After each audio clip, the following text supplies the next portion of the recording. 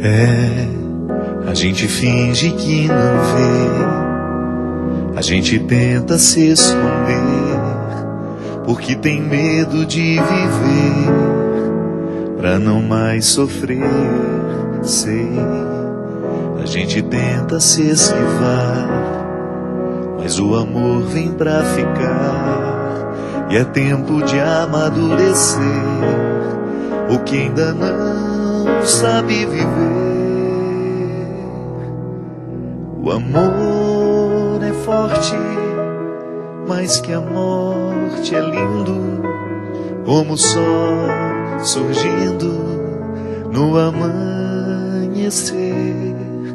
O amor maduro traz em paz na alma esse tom de calma que completa a cruz. Sei, todas as vezes que o sol se pôs bem antes do perdão, deixando duro o coração, marcado pela mágoa, quando o amor chega pra mudar e Deus consegue lapidar todas as pedras que juntamos em cada dor da vida. O amor é forte, mais que a morte é lindo, como o sol surgindo no amanhecer. O amor maduro traz em paz na alma esse tom de calma que completa a cruz. O amor é forte, mais que a morte é lindo, como o sol surgindo no amanhecer. O amor maduro traz em paz na alma esse tom de calma que completa a cruz. Muito boa noite, nós começamos agora mais um programa Direção Espiritual. Já cansamos de dizer isso aqui, faz parte da nossa reflexão diária, que o sofrimento é inevitável na nossa vida. Porque somos criaturas, porque somos falíveis, porque somos precários. E não é nenhum problema a gente reconhecer isso. Às vezes a gente interpreta de maneira muito equivocada o sofrimento como uma consequência do pecado. Eu gosto de ver além. O sofrimento, ele é natural em todo aquele que é criatura. Porque nós sofremos de limites. Nós não somos perfeitos. Mas ao mesmo tempo, o sofrimento pode ajudar essa imperfeição a ter sentido. Quando nós descobrimos naquilo que nos machuca, de maneira sábia, como diz a música, as pedras que podem ser lapidadas. Da mesma maneira como um diamante em estado bruto, a gente pode nem reconhecê-lo, porque ele não parece ser diamante, porque ele ainda não passou pela lapidação. O diamante em estado bruto é uma pedra igual às outras. Só o olho clínico, o olho técnico identifica que ali dentro tem brilho. E por isso, o golpe duro para poder retirar os excessos. A gente é a mesma coisa. Diamantes em estado brutos, em estados brutos, que precisam ser lapidados. Diamantes que necessitam o duro golpe da lapidação, para que a gente possa fazer brilhar o que existe por dentro. Nem sempre a gente consegue. Encontramos todo dia pessoas que fracassam nos seus sofrimentos. Pessoas que não sabem viver a contradição da dor, porque a dor é um território contraditório. Quando nós somos visitados por um sofrimento agudo, é como se a coerência do mundo fosse embora. É como se a gente não tivesse condições de ajuntar as peças do mosaico que somos, ou dar significado a cada parte. A dor, ela parece que estilhaça a nossa inteireza. Da mesma maneira como hoje tem um amigo passando pela dor de perder a mãe, meu amigo Bob, lá de Belo Horizonte, se despedindo de Dona Sara Ávila, uma das maiores artistas mineiras da contemporaneidade. Uma grande pintora, uma grande artista plástica, que soube dar sentido ao caos do mundo através da arte. Aquela família hoje sofre a dor de perder alguém que ama. É natural que a coerência do mundo fique fragilizada para essa família, para os amigos que são próximos. Porque quando uma pessoa que nós amamos é retirada do nosso meio, o nosso mundo perde a coerência.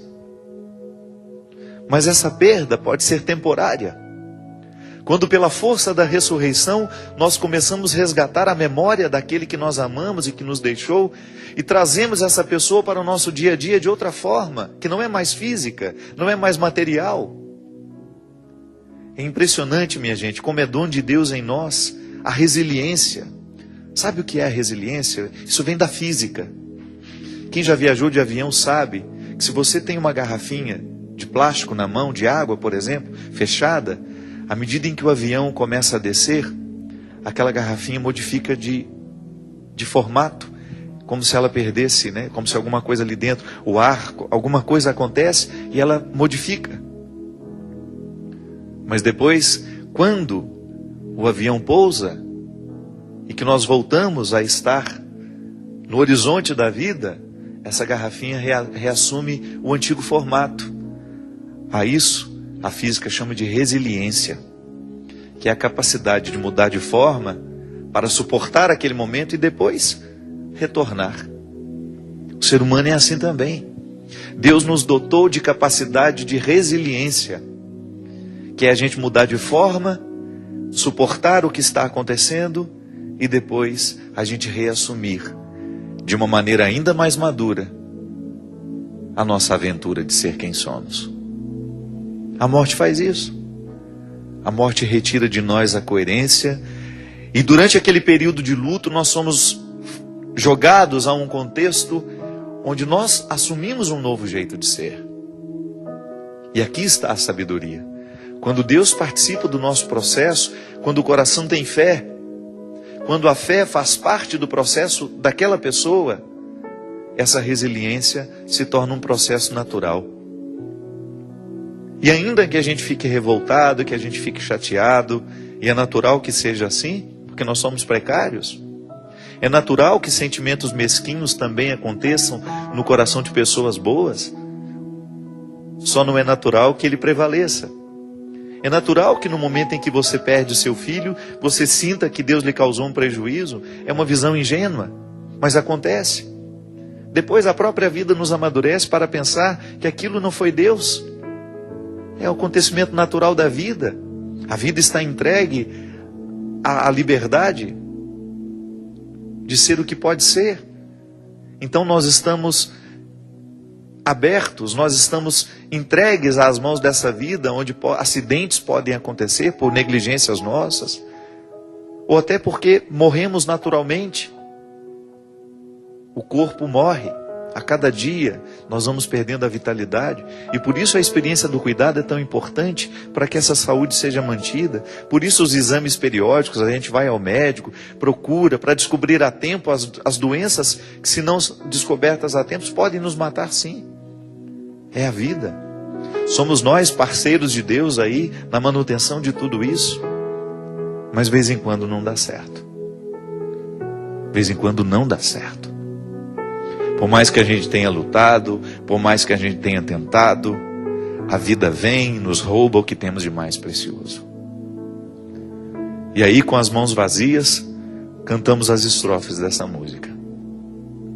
Recordamos que o amor é mais forte que a morte.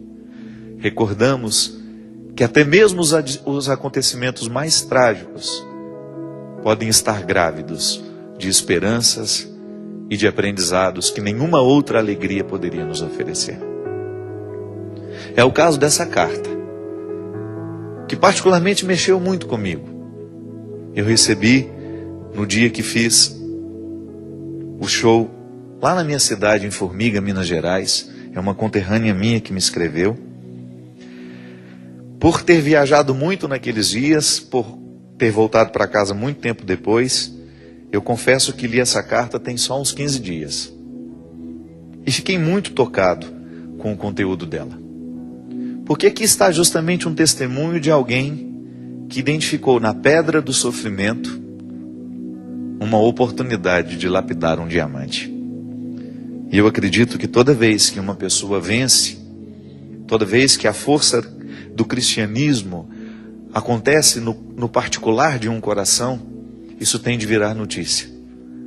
Essas cartas precisam ser lidas, esses testemunhos precisam ser divulgados, porque isso é evangelizar de maneira muito eficaz. Quando nós pegamos a vida do outro, o que Deus realizou naquele coração, no particular daquela história, e nós aprendemos com tudo isso. Padre Fábio, fazem 4 meses que minha filha faleceu. Ela tinha 11 anos e se chamava Vitória. Sei, padre, que eu fui escolhida a dedo. Sim, porque Deus me enviou uma preciosa anjinha. Durante a minha gestação, com mais ou menos 4 meses de gravidez, os médicos descobriram que ela tinha anomalias no crânio. Tinha anomalias faciais raras e gravíssimas, que no parecer do médico eram incompatíveis com a vida. Disseram-me que ela morreria durante a minha gravidez ou na hora que nascesse. Iria morrer, tão logo viesse ao mundo. Porém, Padre Fábio, minha filhinha sobreviveu milagrosamente por 11 anos. Foi uma luta diária. Várias correções cirúrgicas, várias internações. Enfrentamos diversas situações ao decorrer destes anos, mas ninguém me conheceu e nem nunca ouviu de mim: eu desisto. Mesmo sendo um grande desafio, padre, foi uma alegria imensa tê-la conosco. Ela me ensinou a amar, a encontrar alegrias nas pequenas coisas, a aceitar o diferente ao invés de tentar mudá-lo, da forma que eu achasse ser correto, e aceitá-la como ela era, com suas necessidades e limitações. Ela nunca foi um peso para mim, padre, e sim um aprendizado. Aprendi como é ser mãe e uma mulher de verdade, a me tornar um ser humano melhor. Ela sempre foi a minha vitória, e eu sempre soube que ela era digna de ser amada. Pude amá-la incondicionalmente durante 4.352 dias. E ainda dói muito saber que não a tenho mais aqui comigo, padre. Estou ainda vivendo um processo em que às vezes me revolto, pensando por que Deus me deu um anjo tão especial e me tirou depois. Só te peço, padre, que ponha a minha vida nas suas orações, pois eu estou precisando muito. Com sua bênção, Valdirene. Aqui, a Valdirene me mandou algumas fotos desde quando a Vitória nasceu. Eu não acredito que seja oportunidade, não vem aqui a necessidade de mostrar as fotos, porque são fotos que chocam a gente. O momento em que ela nasceu, nem parecia um ser humano. Tamanha a quantidade de deformações que a Vitória tinha ao vir ao mundo. Mas por outro lado, depois de muitas cirurgias, depois de muita luta, tem uma foto que eu acho que pode ser mostrada, para a gente ver o que a Valdirene considera, de maneira muito justa, o diamante mais precioso que ela recebeu na vida. Essa é a Vitória. Podemos mostrar aqui? Essa é a Vitória. Você pode ver Assim, isso. A Vitória já tinha cabelo nessa época, já tinha feito correções, muitas correções faciais. Pra você ter uma ideia, quando a Vitória nasceu, parte do crânio dela era aberto, ela conseguia ver, né, através das primeiras fotos, como seria um desafio para essa menina. Eu acredito que tenha sido para a medicina um milagre, um verdadeiro milagre, essa menina ter vivido tanto tempo. Mas fico pensando, minha gente, na grandeza de alma que essa Valdirene, que nós não conhecemos o rosto, conhecemos apenas a história e um relato de uma maternidade que para muitas mulheres poderia ser desastrosa. Quem sabe para muitas pessoas interpretar o sofrimento dela como um prejuízo. Tantos anos essa mãe deixou de viver para viver em torno de uma criança que não teria futuro, os mais práticos diriam. Às vezes a nossa visão prática é a maneira que nós temos de ser cruéis e justificados pelo bom senso. Não é assim? Não é assim que muitas vezes nós somos cruéis com o outro?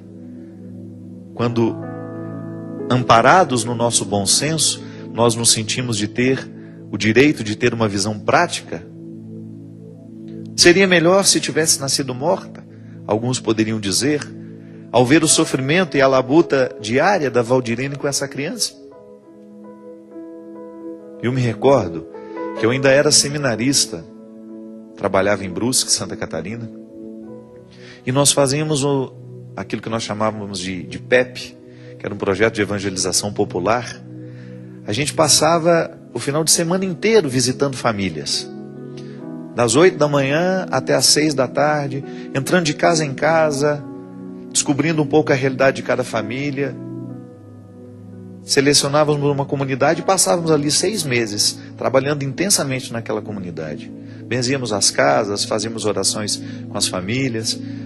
E eu tive a graça de fazer esse trabalho durante 2 anos. E eu me recordo que quando entrei numa família onde uma criança tinha também uma deformidade. Essa criança nunca saiu da cama. Ela já era uma adolescente, já tinha 16 anos. Eu me lembro que era um dia quente, muito calor, e aquela mãe estava sentada na beira da cama, abanando aquela criança o tempo todo, e com aquele carinho, colocava um pano úmido, e se levantava e ajeitava o lençol, e puxava na direção da janela para tomar um pouco mais de ar fresco. Uma família muito simples, não tinha condições de ter um ar-condicionado, nem mesmo um ventilador. E ela me contando a história, desde quando aquela criança nasceu, que desde que o filho veio ao mundo, ela nunca mais saiu daquele quarto para fazer outra coisa que não fosse cuidar daquela criança. E imediatamente, vendo aquele sofrimento, eu fui visitado por uma visão prática da vida. Pensei, oh meu Deus, essa mãe só vai descansar no dia em que esse filho morrer. Pensei assim. A visão prática que me permitiu ser cruel. Gente, parecia que aquela mulher leu o meu pensamento, sabe? E ela me olhou bem nos olhos assim, quando se estabeleceu aquele silêncio. Eu pensei o que eu pensei. Aquela mulher, como se tivesse percebido que eu pensei isso, ela me olhou e me disse, Frate, mas tem uma coisa. Eu peço a Deus diariamente que Ele não retire o meu filho.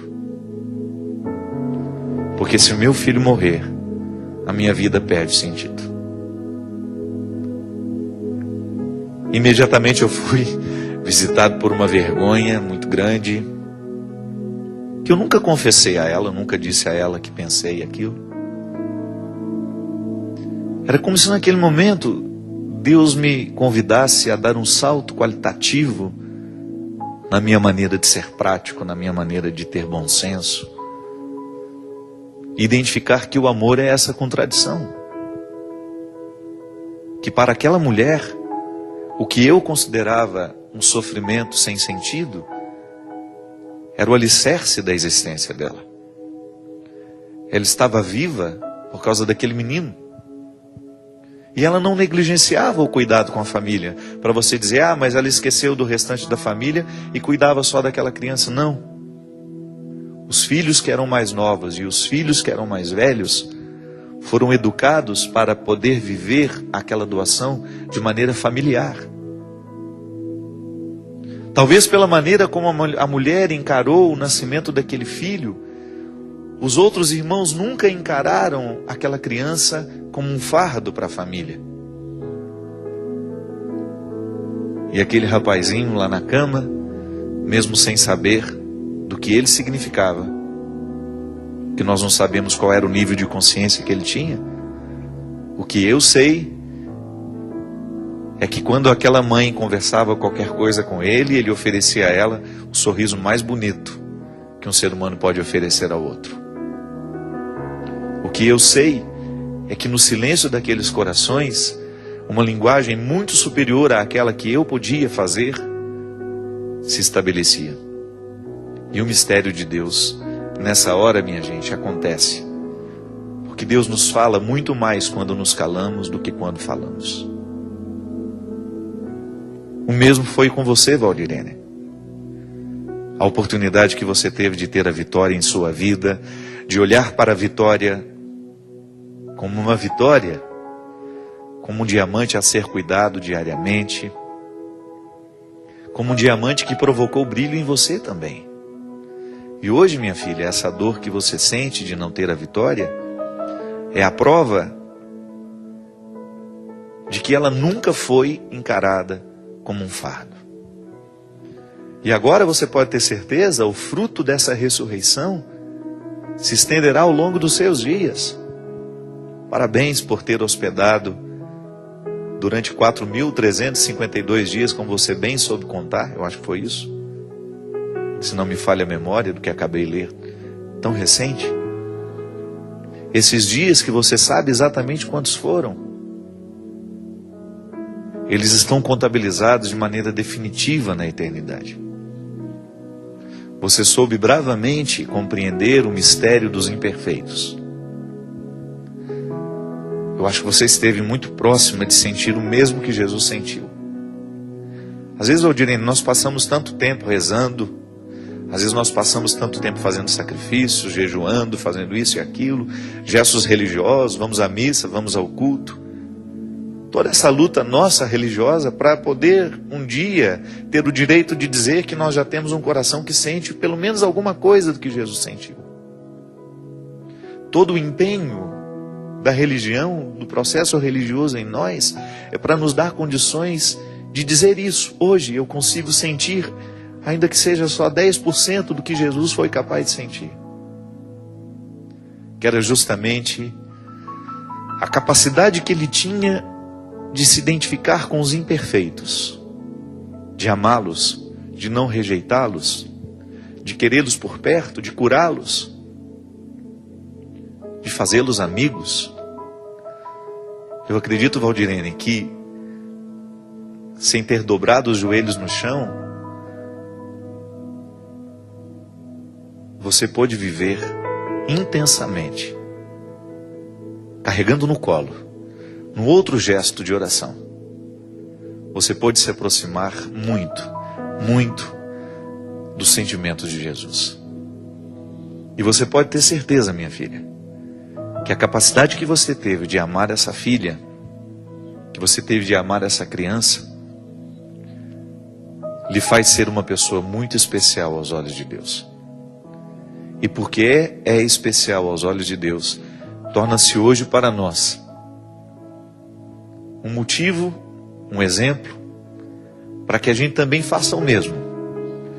Porque às vezes, Valdirene, as pedrinhas que são jogadas na nossa vida são tão miseráveis que a gente fica até envergonhado diante de você.